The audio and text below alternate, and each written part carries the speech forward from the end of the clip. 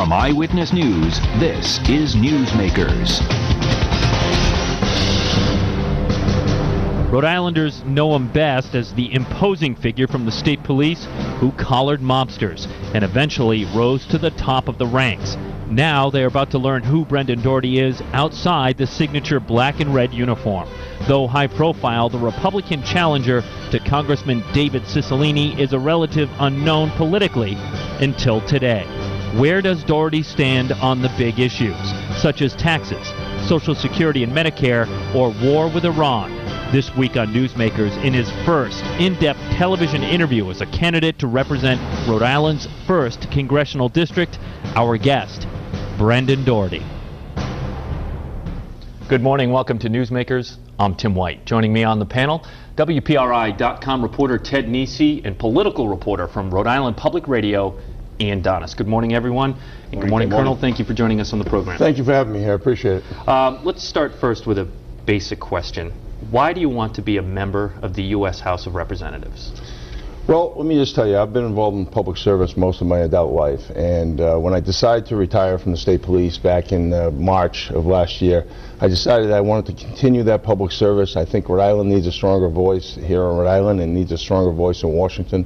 I believe we need stronger voices in Congress, and I think that I've demonstrated that I stand up to do the right things, have stood up to do the right things throughout my career, and I'm really committed to this. I really believe I'm doing it and running in the best interest of the people of the state of Rhode Island. I believe when I get to Washington, I will do just what I've done for my entire career: stand up in tough issues. And that means I might not always be in step with my party on those issues. I'll be acting in the best interest of the people of the state of Rhode Island. I'm committed to that. I have been through my whole career. You might not be in step with your party the whole time, but you did decide to become a Republican. Why? I am Republican. I'm a conservative values. I'm conservative, fiscally conservative. I've spoken so much throughout the years about, when I ran the state police, I ran the Department of Public Safety. I wanted to do that efficiently, so it didn't cost the taxpayers any more than what it should have. And I could talk about fiscal responsibility. Let me tell you a quick story. When I came back as superintendent of the state police, and for your viewers, I had retired for a couple of years, as you all know, and went into, I was an adjunct professor at Roger Williams University and the director of public safety. And when I came back, Governor Kucheri asked me to come back as superintendent. I came to realize that the new building that the taxpayers allotted the state police $40 million to build, the cost had skyrocketed. It was up close to 70 million, some said over 70 million. No one was taking responsibility for that. When I took over, I needed to stop that project, to take responsibility, because I'm fiscally responsible. I wasn't going to go back to the taxpayers and tell them that, hey, we just decided to use $30 million of your money.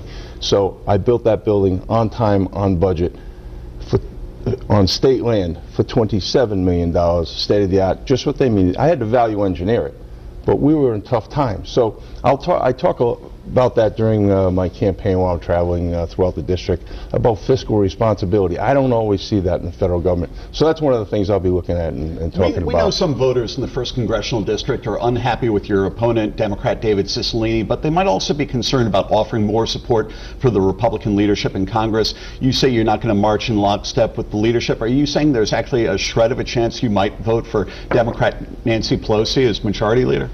No, I wouldn't vote for Nancy Pelosi as majority leader, but I won't. Listen, I'll look at every bill that comes before me with common sense and take a prudent approach to it.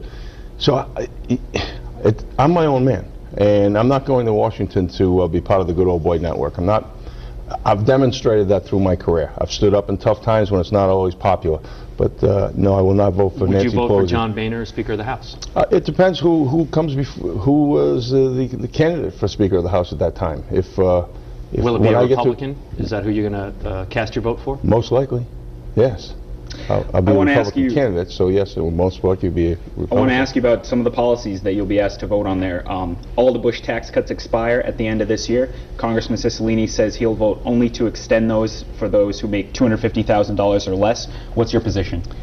I'm sorry, I missed the last part of that. Congressman Cicilline has said he'll only vote to extend the Bush tax cuts for households that make $250,000 or less. What's your position on when the Bush tax cuts expire? What should be done?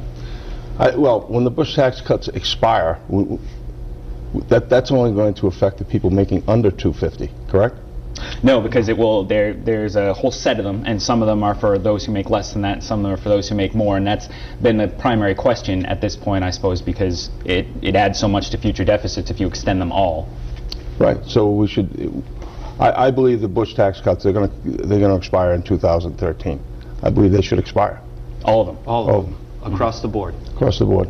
And a lot of those Bush tax cuts will include, help me out, $1,000 child tax credit. Child tax credit. For middle class. Well, let me just say this: we'll have a new Congress in 2013, so we should review all this. The Bush tax cuts. I wouldn't be opposed to extending them for a short period of time until the new Congress can look at it. So I would say if we extended them for 3 months, then a Republican new Congress could look at it. And I think that what we find is that a lot of them would end up being allowed to expire. So you think revenue has to be looked at as part of how we deal with the long-term deficit problem that we're facing in the federal budget? You think, of course, spending cuts are going to be part of it, but tax revenue has to be part of it too? Yeah, but we can create tax revenue through tax reform in this Byzantine tax code we have. I've been talking about this and throughout my trips to businesses in the First District. There's so many companies that are having difficulty hiring, especially in the First District, the people that I've been meeting with, having difficulty hiring new employees. They have the ability to do it, but there's no consistency. So we need tax reform. We all know we need tax reform. It's a bipartisan issue that we have to deal with. So some of those tax, whether it's the Bush tax cuts or some of these tax loopholes, we need to cut the tax loopholes out. We need to reform our corporate tax code. We need to look at our, we need to reform our tax code. We need to look at our corporate tax. It's 35%. It's one of the highest in the world. We need to bring that down to around 22, 25% to allow our American businesses to use that money to grow jobs. And then there's other things I'll be talking about later on to repatriate and bring some of the estimated $1.4 trillion overseas back to our country to help stimulate our economy, to bring jobs to Rhode Island, help bring jobs to First District. Well, specifically on the tax question, there's the one thing being bounced around down in Washington is the so-called Buffett rule. It would require very high income earners, those making $1 million a year or more, to pay at least 30% of their income in federal tax. Do you support it or oppose it? Well, first of all, Warren Buffett did very well by that system. The new one is just a new AMT. It's just an AMT for the middle class, and that's just a hidden tax for the middle class. I believe we need to support the middle class. We need tax reform across the board, not just something that's sexy to hear like the Warren Buffett rule. He paid less taxes percentage-wise than his secretary because he probably paid just as much money in accountants and CPAs to take care of his taxes. Probably he not well. as much in accountants than he got in tax cuts. But he paid less because his earnings are from investment income. Right, investment income. So that's something we need to take a look at. But I don't want to see a bill we take one blanket shot at that, which will hurt the middle class. So, it's a hidden tax. All of this dovetails into the deficit that Ted talked about, and I'm wondering how then you would tackle the deficit. What specifically would you cut, and please do not say waste and fraud, which is something that everyone always brings up, but really is a drop in the fiscal bucket. What programs would you cut specifically to shrink the deficit? We need to look at all the programs. We need to reboot America and put everything on the table. And I was going to mention fraud and tax, fraud and waste, because there's some pieces of that I will talk about. Because look, we've had a tremendous amount of waste in federal government. But we need to put everything on the table and assess the needs that we have. We have people that are gaming the system. That comes back to what you're talking about. We have $60 billion in 2010 in Medicare fraud. These are things I will be talking about during the campaign. But to answer your question directly, we need to put everything on the table, and we need to reboot America. Entitlement programs on the table? Sure, we need to look at it. We need to look at everything. President Obama this week scolded Republicans for being, in his view, too eager to get into a war with Iran. What is your criteria for deciding whether the U.S. should attack Iran?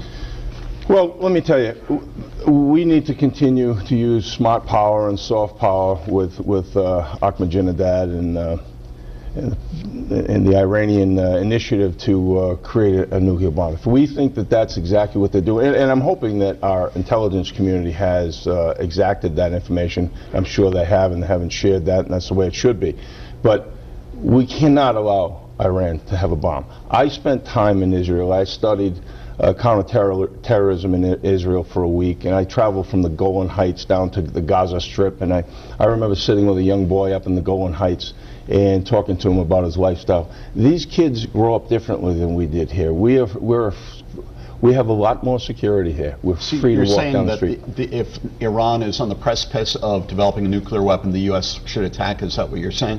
I'm saying that we need to support the people of Israel, our biggest allies, our strongest allies in the Middle East. I'm a big supporter of Israel, and that's what we need to do. Could you see Congressman Doherty voting to bomb Iran? Could it ever get to I can't give you a hypothetical, but I can tell you this, that if I was on the committee, I would vote to support Israel in any measure that we had to. I don't think that boots on the ground would be good for us, but we need to support the people of Israel. You've said you want to repeal the Affordable Care Act, Obamacare, health reform, whatever people want to call it at this point. But even if that happens, that won't fix our health care cost problem in America. That's a huge driver of deficits.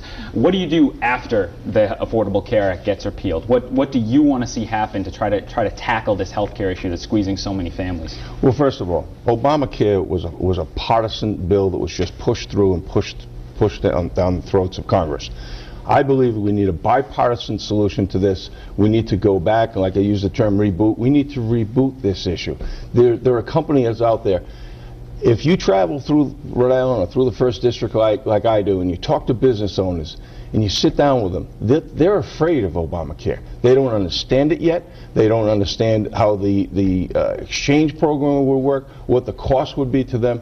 It's a job impediment right now, job growth impediment. To answer your question, I think we need a bipartisan solution, people to sit down at the table to find common ground to fix this. President Obama and this administration have addressed the delivery of the service, but not the cost. It's going to be a great cost, and with the debt that we have. With respect, Colonel, though, listening to Republicans in Washington, they have said very explicitly, Mitch McConnell, that it's not good to have bipartisan bills because that muddies the issue for voters. They don't understand that there's a difference between the parties. What makes you think that that's going to be what a Congress wants to do in 2013? Well, I can only speak for myself and my past experiences. I'm able to sit down at a table like this, and we may not all agree on the issues, but I could sit here and we'd come up with solutions to problems. Matter of fact, maybe we could come up with a solution to help right here on Newsmakers, yeah. But let me just tell you, there's electronic medical records, something that I'm just shocked that we don't have already nationwide. We need to look at the delivery of service, the quality, and the cost, and what are pushing these costs. That's the issue, and we need to review that. Colonel, and by the way, Congressman Kennedy was a big proponent of the electronic medical records. We do have to go to a break, but specifically, since we're talking health care, and I want to wrap this up, are there elements of that law that you like? One popular aspect is allowing dependents 25 years and under to collect health insurance under mom and dad. Would you want to see them booted off health insurance by repealing the law? No, I think that's fair right now. I know there's many families. It's difficult for some businesses right now because their costs have gone up. That's a cost driver. But that's fair, especially in this day and age when we have kids coming out of college and they're not able to find a job right now. That the job situation is just terrible right now. But we need to repeal it. You're asking if there are some good. Yeah, the exchanges are good. The competition is good. That's why there are pieces of it that are good, but we haven't addressed cost. We can't. It's just a massive document, and you know that most of Congress, or many of Congressmen women, didn't even read it. It was just passed through quickly. So why don't we sit down and find common sense solutions to these things? This is what we do in business every day. This is what I did as a Commissioner of Public Safety and the Colonel of State Police. When we need to look at whether we bought 40 new cars or whether we invested in E911, we could only look. I wouldn't just micromanage that. I'd listen to other people. Two heads are better than one. We should start another commission to look at it. We're going to take a break here on the program. Our guest this week is Republican candidate for Congress, Brendan Doherty. Stay with us. You're watching Newsmakers. Welcome back to Newsmakers. I'm Tim White. To my right, WPRI.com reporter Ted Nesi, and from Rhode Island Public Radio, Ian Donis. Our guest this week is Republican candidate for Congress, Brendan Doherty. Ian. Colonel, the DREAM Act is a hotly debated issue in Rhode Island. It would offer in-state tuition for the children of undocumented immigrants. Do you support or oppose it? You know, it's a very, very difficult topic because no one would want to push high school kids aside that want to go to college. But just on principle, if someone comes here illegally, they're here illegally. Now, what is the message we're sending for people in other countries if the state of Rhode Island will educate their children if they make it to Rhode Island? So no, I would oppose the DREAM Act in Rhode Island as it stands today. Supporters of the issue say these children are already here, that helping them to get a better education is an investment in the state. You don't find that a convincing argument? It's obviously a convincing argument. It's a very, very difficult situation, but we need to come up with a look, it goes back to the federal government. The federal government and our federal elected leaders have failed us in this issue about immigration, illegal immigration. We need to laud and applaud the hard work of our legal immigrant community. Came here the right way. They did the right thing. They're following the American dream. They built great businesses right here in Rhode Island, and we need to celebrate that. But if someone came here illegally, and let me tell you, there's people that come here illegally for two reasons. It's a bifurcated issue. You have people who come over because of the push and the pull, because they see it as a better way of life, but albeit they did it the wrong way. And then you have people who come here for nefarious reasons. They're here to prey on America, to game the system, to get involved with the social programs. Some are here to deal drugs. You recall about a year ago when I was still superintendent of the state police, on my watch, we took down the largest monetary and cocaine seizure in the history of Rhode Island. Those people were here illegally. There was a lot of cocaine going out on the streets. That's what I was focusing on, criminal aliens. And then we have criminal re-entries that I could talk about if you want me to. It's a whole nother story. But getting back to that issue, it's a difficult situation. I feel the difficulties for those families because, look, I love children. I've spent many, many years coaching kids in the inner city, mentoring kids in the inner city, but we need to do things the right way. So we need to come up with some type of a program, not just a blanket opportunity to just go to school. What message does that send? What message is there for the guy who lives in another country that really wanted to come over to America, but he couldn't get here, and he could only get here illegally, and he didn't do it because he knew it was the wrong thing to do? What do we do for that guy and his family? It's just wrong. When you're asked about Social Security, you always say that people on Social Security and those about to go into Social Security should be safe. What about those people 10 years out? I really believe, first of all, let me speak to our seniors. Social Security is a difficult issue right now, but there are people, including my opponent, who send messages out to seniors that I want to take their Social Security away. Nothing further from the truth. Our seniors on Social Security collecting now should be safe. Our seniors about to go on should be safe.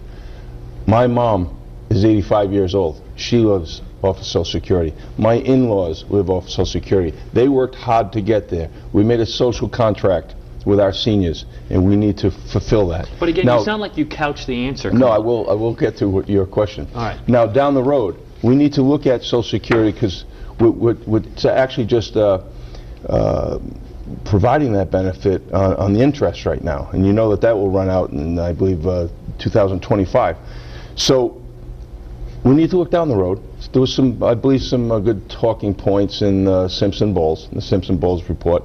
That was obviously rejected by Congress and by this administration. But they talk about it where, you know, let's come up with a cutoff point like 1960 or 1959. Those people it would take them another couple of weeks to get that benefit. And then it's just graduated. So it would be a few weeks by birth date. So when you say 10 years out, it could affect people 10 years out. But I think that they understand that we need to make Social Security sustainable. The people on it should be safe and should not have to worry about the threats of being taken off. want to ask you about something that's been in the news a lot the last couple weeks, which is, and I know you've talked about it, President Obama's policy on contraception and religious employers. The compromise he ended up making that not everyone's happy with says workers' insurance companies, even if they work for a religious employer, must provide free contraceptive coverage. What do you think of that issue and where it is at this point? Well, first of all, it gets my comments position come back to my faith. As an article of my faith, I'm pro-life. I'm pro-life. Let me make that perfectly clear.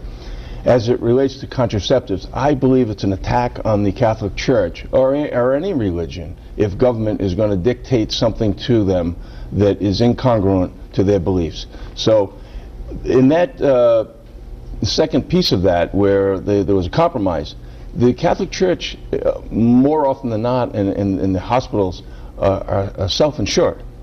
So they need to rework that, because they're still forcing the Catholic Church to pay for contraceptives. And I'll tell you what, I believe it'll end up in court, and I believe the Catholic Church will be successful, or any religion that's attacked. I'm surprised that this administration has done that.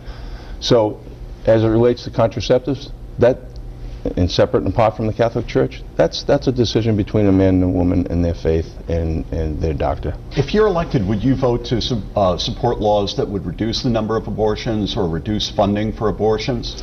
Well, those wouldn't come before me, Ian, and I'm not running for the United States Supreme Court. I'm not running to be become the Surgeon General. Potentially be in the federal budget. There could be something in the budget that would affect payments for. I would reject any payments for anything to do with abortion.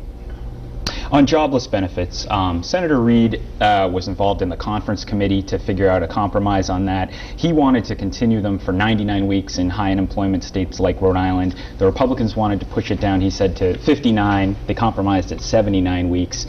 This is obviously a very fraught issue, especially in Rhode Island.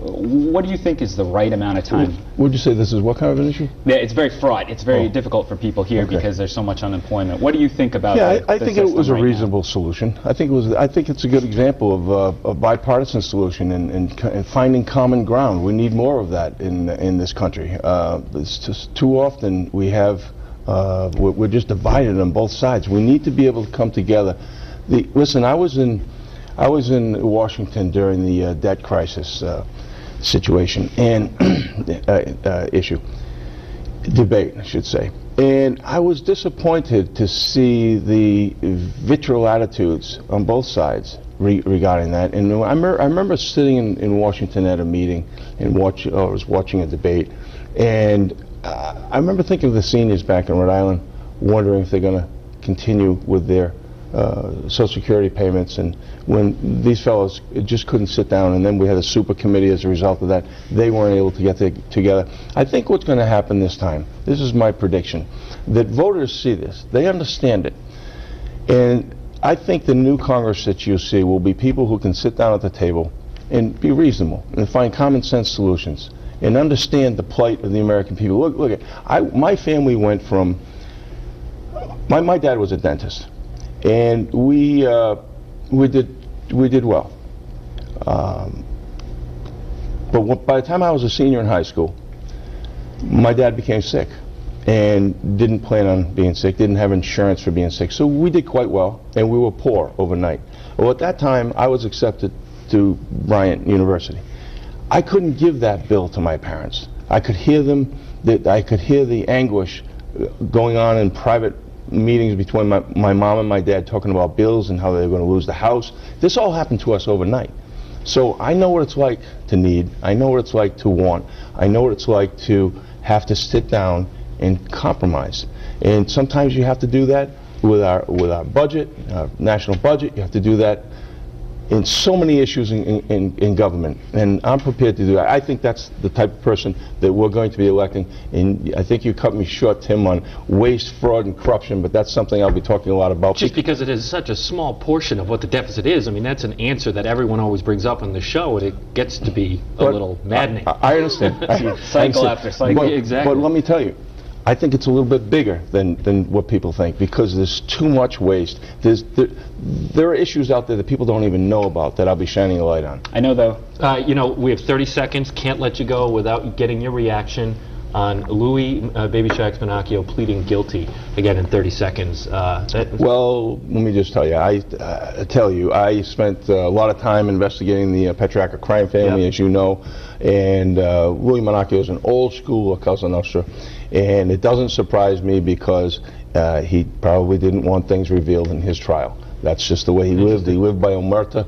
He's an old school guy. But didn't he shatter that by admitting he was in the mob? And that was significant, don't you think? Well, he controls that. Yeah. So he's one of those Rhode Island guys that will go down in the annals of history and crime. But he was. I'm glad I was able to dismantle the Petrarca crime family, because it was giving Rhode Island a black eye. See you next week on Newsmakers.